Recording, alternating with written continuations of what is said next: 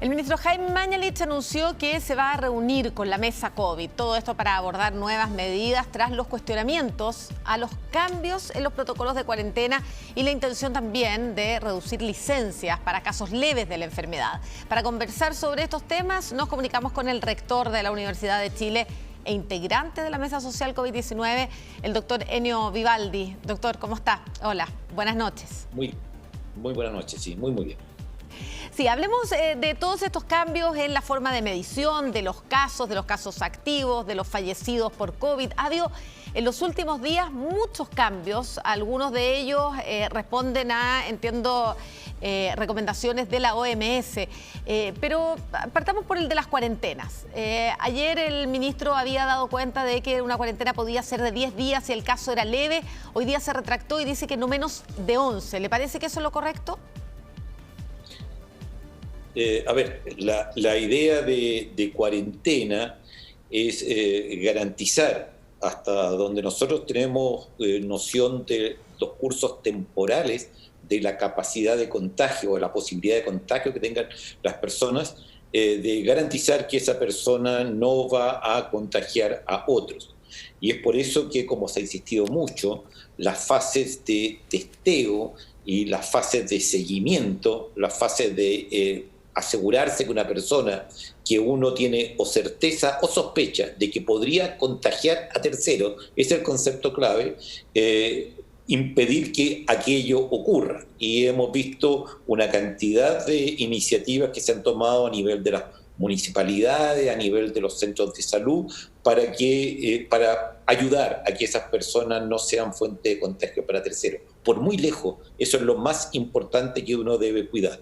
Ahora, el tema de las duraciones, se prestó para una discusión sobre el sentido que tenía colocar una duración a las licencias médicas en primer lugar, porque hay otros considerandos presentes. Uno no tiene por qué juzgar intenciones, pero claramente es aconsejable que las cuarentenas sean, y hasta aquí no hay razones para no hacerlas de esa duración de 14 días, ¿ya? Y es por eso que el tema de hasta qué punto la duración de las licencias y la duración de la indicación de no asistencia al trabajo pudiera estar determinadas por otros factores generó, sin lugar a duda, una preocupación, pero esperamos que eso haya sido superado. ¿No está de acuerdo usted, o le pregunto como integrante de la mesa, no se ha hablado en la mesa esto que ha insistido el ministro respecto que una persona ya, incluso dijo hoy día en el día 8, ya baja mucho el nivel de contagio y que al día 10, 11, si es que es una persona con un caso leve, pero confirmado de COVID, ya podría ir a trabajar porque no contagia? ¿Hay evidencia de eso? Esos temas son absolutamente controversiales, ya en el sentido, hay evidencias en uno u otro sentido.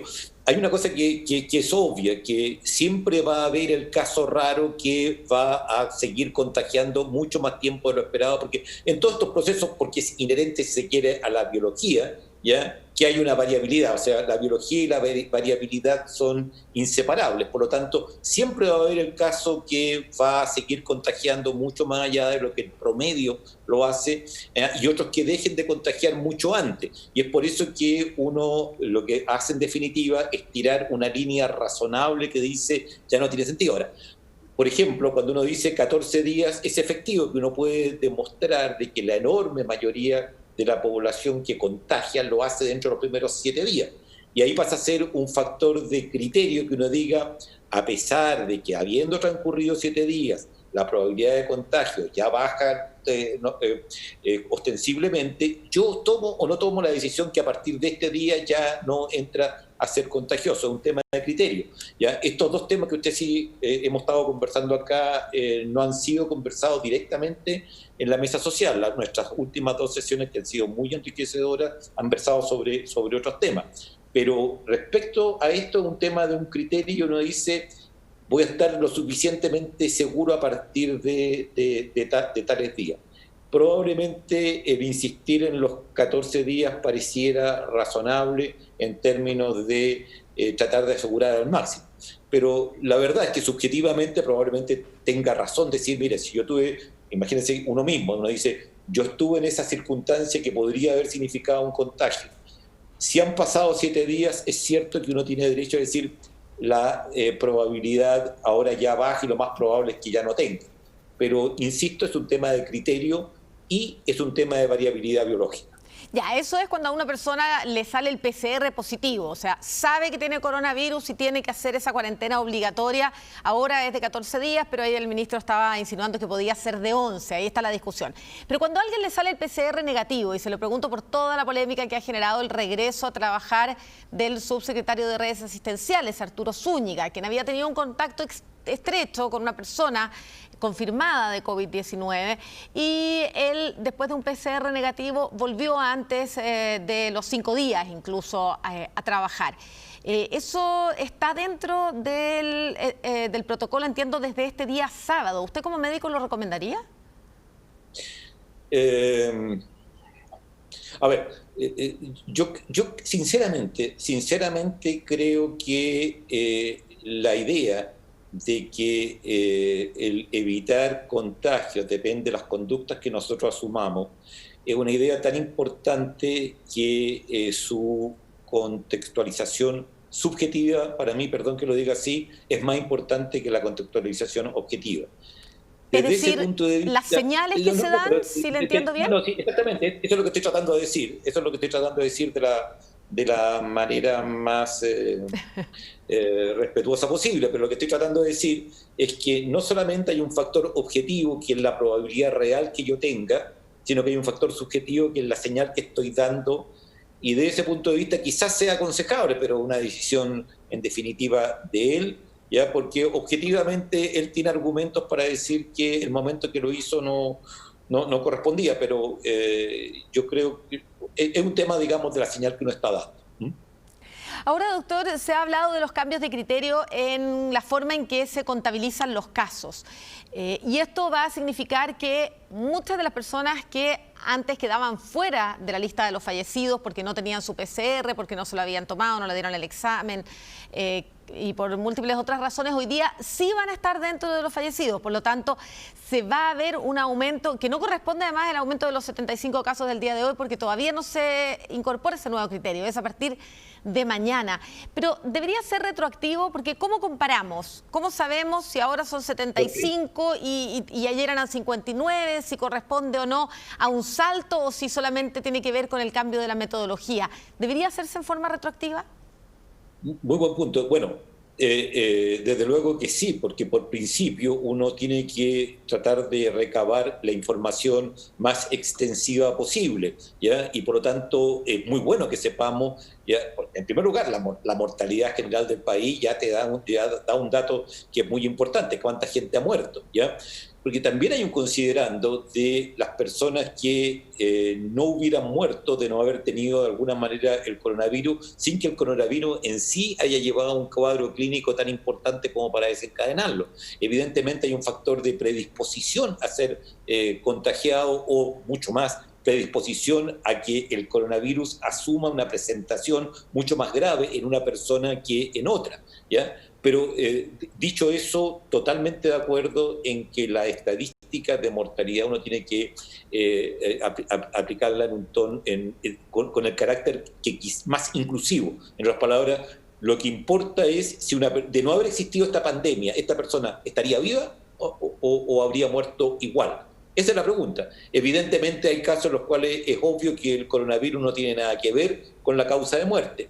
Hay muchos casos en los cuales el cuadro de coronavirus se da en toda su expresión y por lo tanto no hay duda alguna tampoco de que es el culpable. Pero entre medio, sin duda que hay grises. Ahora, dentro de esos grises es preferible que tengamos una noción de cuál es el impacto que esto tiene. Ahora, quiero también decir que no tiene sentido que uno centre la discusión en si ha sido más o menos exitosa o más o menos no exitosa una determinada forma de abordar la pandemia, porque me parece que lo que nosotros tenemos que hacer hoy día entre todos tratar de sacar adelante al país y que el impacto de la pandemia sea el menor posible. En otras palabras, no creo que sea bueno para nadie que contaminemos el tema mortalidad, el tema contagio de una cosa crítica o, como diría un psicólogo, generar mecanismos defensivos, ya de que las autoridades digan no, si no es culpa de nosotros, etcétera. Yo creo que esa discusión no tiene sentido. Lo que tenemos que hacer ahora es tratar de salir de la pandemia, más que ver si hay culpables o no culpables, si lo hicieron mejor o peor. Lo que sí tenemos que hacer es corregir las cosas que tenemos que corregir. Una muy importante, la digo de inmediato, el rol que corresponde a la atención primaria y a los territorios a enfrentar la pandemia. Ese mensaje yo creo que es un mensaje absolutamente positivo. Hasta aquí hemos centrado mucho la pandemia en recluyéndonos en los hospitales y garantizando que vamos a tener ventiladores, como se ha dicho, etcétera, y que vamos a poder sacar adelante los casos graves. Yo hago un llamado, digamos, y esto está compartido por toda la comunidad médica, ya hago un llamado a que pongamos mucho más atención a cómo controlamos la situación a nivel de los territorios, cómo garantizamos, como decíamos hace un rato, que van a ser aisladas las personas que tienen probabilidad de generar contagio, de que vamos a poder hacer un seguimiento de todas las personas que sabemos son probables contagiadores, ¿ya? Y que vamos a estar evitando ahí, digamos, donde realmente se producen los contagios. No vamos a esperar a que lleguen a ocupar un ventilador a una unidad crítica en estos momentos. Ese tipo de actitud, creo yo, que es la actitud propositiva que necesitamos hoy día, ¿ya? Y sinceramente no me gusta, no tiene sentido esto, hay sobre todo un tema tan humanamente desgarrador como es que hayan muerto, ya o no, que eso se transforme en un debate que apunte a otros lados. Claro, no utilizar esa cifra de muertos como elemento de discusión política.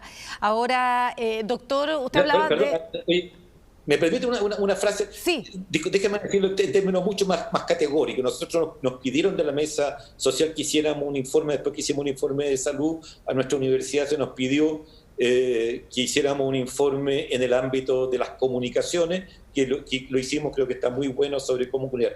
Y una de las cosas una frase que quiero citar textual de ese informe que prepararon acá en nuestra universidad es: tratemos a las personas como ciudadanos y no como electores. Y eso yo creo que es válido para todos. O sea, lo que tenemos que hacer es tratar a cada persona en su dignidad de ser humano como un ciudadano y no confundir temas. Claro, no hacer de esta pandemia una campaña política.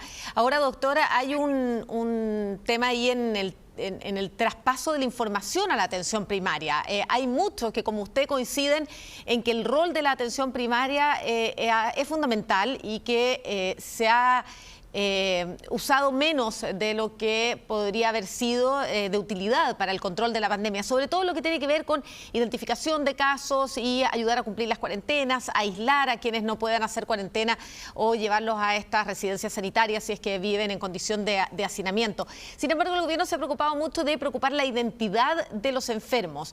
¿Hay ahí una tensión entre la ley de protección del paciente y la posibilidad de informar a la atención primaria de quiénes son los vecinos de esa municipalidad que pudieran requerir atención? Sí, esa atención ha existido y existen muchas enfermedades en medicina en las cuales está el tema de la privacidad puesto en primer lugar. Sin embargo, yo creo que uno puede garantizar canales para detectar a personas con probabilidad de tener, porque, entre otras cosas, uno no tiene por qué rotular, y en este caso, lamentablemente, y eso también es muy lamentable, estigmatizar a alguien como portador o contagio.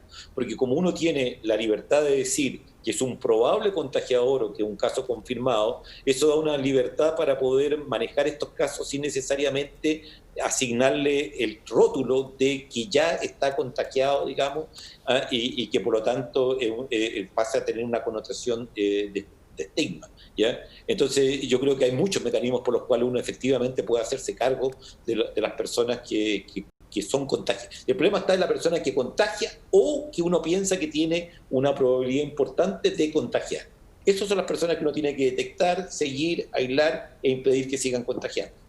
Ahora, ¿cómo las va a detectar y cómo las va a seguir si esas personas viven, por ejemplo, en residencias colectivas, en un CITE o en algún barrio, algún sector quizá de más escasos recursos, donde la autoridad llega menos, donde no se ve, no puede ir visitando casa por casa para saber si adentro hay o no una persona contagiada que pudiera estar siendo un foco de dispersión de este virus en su comunidad. Y se lo pregunto por el tema de las residencias sanitarias, que es una muy buena idea, pero ¿cómo le parece a usted que se está implementando? Porque hasta ahora lo que entiendo es que el Seremi de Salud es el que tiene que determinar quién va ahí, o la persona tiene que pedir, solicitar ir, pero no sé si se está identificando específicamente a personas que no estén cumpliendo cuarentenas o aquellas que viven en sectores más vulnerables y que sean foco de contagio por el hacinamiento donde viven. ¿Cómo se llega a identificar eso? Bueno, si uno tiene un sistema que detecta, y ya sea clínicamente a personas que son portadores del virus, ya por las manifestaciones que tienen, y se ha dicho mucho que las manifestaciones adjudicables al virus deben ser consideradas como la persona está enferma del virus.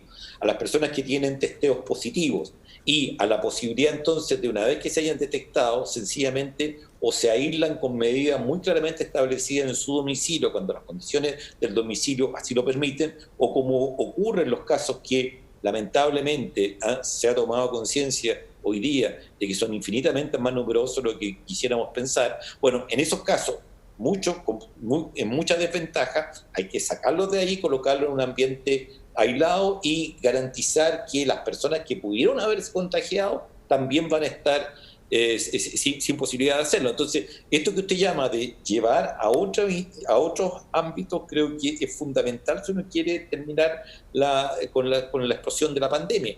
Recordemos que estamos hablando de sectores en los cuales 8 personas viven en 2 piezas, en los cuales hay un nivel de hacinamiento que para una enfermedad infectocontagiosa es imposible, digamos, de que eso no tenga un crecimiento en el número de contagiados importante. Entonces, eso es lo que estamos tratando en estos momentos, en el territorio más adverso, estamos tratando de llegar ahí a controlarlo. Y eso no se hace sino con las medidas que usted señala. El tema es cómo lo hacemos, ¿ya? Porque el tema de si es factible o no hacerlo, yo creo que no tiene sentido preguntarlo, el tema es hacerlo, ¿ya? Y creo que eso es clave en este momento, o sea, creo que eso es tanto más importante, no tiene la espectacularidad de las UCI, no tiene la espectacularidad de los ventiladores mecánicos, pero tiene todo el valor de tener al territorio y tener a la población trabajando y comprometida con erradicar o minimizar el impacto que esta pandemia tiene en Chile. Doctor, ¿cómo está funcionando la mesa social? ¿Se están reuniendo de manera habitual? ¿Hay algún tipo de programa de trabajo? ¿Y cuál es ese programa? Muy bien. No, la mesa social ha trabajado muy bien, ha sido una gran iniciativa. ¿Ya? En ella han llegado aportes muy relevantes. Por ejemplo, llegó un aporte ya sobre ética que trajeron académicos a través del rector de la Universidad Católica. Nosotros proporcionamos un aporte de la Universidad de Chile sobre salud mental, ¿ya? Y ha sido una instancia y un foro de discusión de temas exactamente como algunos de los que usted ha tocado en esta conversación. Pero muy importantemente, en las últimas sesiones hemos escuchado distintos informes de un grupo constituido por el Colegio Médico, un grupo de académicos de las universidades de Santiago, ¿ya? Y de una serie de otras instancias de personas que han estado conversando el tema económico. A eso nos dedicamos al anterior. La de hoy día fue extraordinariamente importante. Estuvo Bárbara Figueroa por la CUT, estuvo un dirigente de ANEF, estuvo Rodrigo Jordán, por las agrupaciones sociales, y creo que fue una discusión extraordinariamente... ¿Y el tema de conversación de hoy fue el trabajo? Por supuesto, el tema del trabajo, los temas laborales. Yo quiero destacar que las intervenciones tanto de los dirigentes de la CUT como de la NEF no fueron en absoluto de peticiones inmediatistas, digamos, o de intereses circunscritos, sino que había una gran visión elevada de lo que era el país, de lo que se necesitaba, a la vez de destacar algunas cosas que son obvias, que también tienen que ver con lo comunicacional, y que es la cantidad de implicancias que tienen la acción y la forma como se comunican las acciones. Creo que eso fue una cosa muy interesante escucharlo. ¿Ya? Por otra parte, Rodrigo Jordán también aludió a una serie de cosas muy, muy importantes, como precisamente lo que hemos estado aquí conversando del territorio, de la importancia que tiene lo que está ocurriendo a nivel territorial, de la dignidad de las personas, ya de lo importante que tiene, que es auscultar lo que la gente piensa. Yo creo que eso es tremendamente importante, que la autoridad diga, estoy tomando esta decisión después de haber escuchado, de haber auscultado, de haber sentido lo que está ocurriendo a la población chilena. Y de esa mesa social, ¿Sí? perdón, no, disculpa, para terminar, Sí. alguna cosa, no puedo dejar de destacar que de esa mesa social surgió la preocupación, el llamado a atención sobre salud mental, que generó este programa convocado por el presidente y la primera dama de Saludablemente, que creo que es una iniciativa tremendamente importante hoy día. Disculpa, adelante. Tremendamente valioso, porque sin duda es uno de los conflictos que se ha desatado también junto con las cuarentenas, que tiene que ver con la salud mental de los chilenos, que ya venía deteriorada, para qué decirlo. En todo caso, rector, ¿hay alguna valoración por parte de la mesa social? No sé si tuvieron tiempo de discutirlo respecto a este acuerdo que se está intentando llegar con la oposición y que tendría como finalidad probable aumentar el gasto del Estado y de esa manera también ampliar los planes de ayuda social. Bueno, sobre esa instancia de conversación no se conversó. Sobre el tema, o sea, digamos, sobre el referente no, pero sobre el tema, desde luego, que es uno de los temas más importantes, la interacción, que no hay tal cosa como una contradicción, sino que hay una profunda interacción entre el tema sanitario y el tema económico. ¿Ya? No se pueden llevar a cabo medidas sanitarias urgentes o críticas, mejor dicho, porque las condiciones económicas de la población no permiten, por ejemplo, no son compatibles con la cuarentena. Y a la inversa, mientras no logremos controlar la pandemia, no vamos a poder tener un programa de recuperación económica. Por lo tanto, lejos de, en vez de hablar uno u otro en forma contradictoria, las dos cosas son absolutamente necesarias. Entonces, no tiene sentido pensar que una disminución en las medidas, en lo estrictas que deben ser las medidas sanitarias hoy día, lo estrictísima, es algo que conspira contra la economía. Por el contrario, si no hacemos eso, vamos a terminar con una crisis económica muy importante. Si me permite una analogía, y creo que podría ayudar a que la idea quede clara, ¿ya? Cualquier director técnico sabe que si va perdiendo 2-0, no necesariamente la solución es colocar 4 delanteros en la cancha, ¿no es cierto? Porque con eso puede perder 6-0. No le garantiza en absoluto que va a revertir y va a ganar 3-2, ¿no es cierto?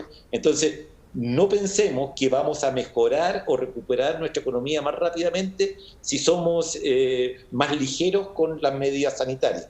La verdad es todo lo contrario. Si no somos capaces de controlar lo sanitario, lo único que vamos a estar haciendo es postergando, empeorando la posibilidad de generar un plan de recuperación económica.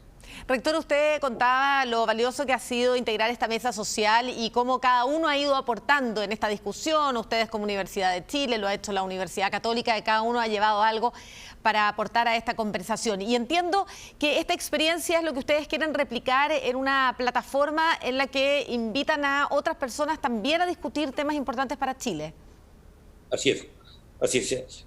No, por supuesto, esa iniciativa tenemos que hablar de que Chile, que nosotros inmediatamente la aceptamos como una gran idea y nos incorporamos desde un comienzo nos incorporamos con mucho entusiasmo. ¿Ya? Creo que es una plataforma muy importante. ¿Ya? La idea es precisamente convocar con metodología muy rigurosas, convocar una gran conversación en la cual fundamentalmente lo que conversábamos hace un minuto, auscultemos al país. Si me permite en términos más amplios, ya Chile ha vivido un modelo de sociedad sobre el cual no voy a pronunciarme, pero que efectivamente pareciera que a nadie le preguntaron nunca muy seriamente si le gustaba o no le gustaba, era esto o esto. ¿Ya? Entonces, en esas circunstancias creo que es súper interesante entender lo que la gente está pensando. Lo que ocurrió a partir del 18 de octubre parece indicar que no todo el mundo está muy contento con la forma de organizar nuestra sociedad. Pero antes que nada es muy importante doblemente, uno, preguntarle a la gente lo que piensa, precisamente para saber lo que está pensando, pero además porque cambia totalmente un ciudadano que entiende que lo están escuchando y un ciudadano que al cual le resulta la toma de decisiones claves para el futuro del país, que es algo del cual él es totalmente ajeno. Por eso que este conversatorio, que insisto, desde un punto de vista técnico, ha sido preparado de forma muy rigurosa, va a permitir que prácticamente uno de cada 1000 chilenos, lo cual es una cifra bastante grande, si usted piensa que somos 18 millones, ya va a tener la oportunidad de trabajar. Ahora, incluso la muestra se va a procurar que sea una muestra que refleje una muestra estratificada, como se llama, en la cual estén reflejadas las distintas contribuciones que desde el punto de vista que están presentados por género, por edad, por pueblo originario, religión, etcétera, distintas formas en que se pueden expresar los ciudadanos para garantizar de que va a ser una muestra representativa del conjunto de la sociedad chilena. Y esa muestra, disculpe, para terminar y para aclararlo, ¿esa muestra la van a elegir ustedes o si a uno le interesa puede postular en algún lugar? Bueno, ambas cosas, porque va a haber un proceso, en primera instancia va a haber un proceso de conversaciones, ya en las cuales precisamente pueden postular, pedir, de todas maneras, siempre van a decir, una iniciativa de este tipo por definición tiene las puertas abiertas a cualquier sugerencia o cualquier interacción. ¿Cómo se contacta uno con Tenemos que hablar de Chile? Tenemos que hablar de Chile. Ese es el tag o el sitio internet al cual pueden acceder. Perfecto. Perfecto. Al rector de la Universidad de Chile, Enio Vivaldi, muchas gracias, doctor, por haber conversado con nosotros. Encantado.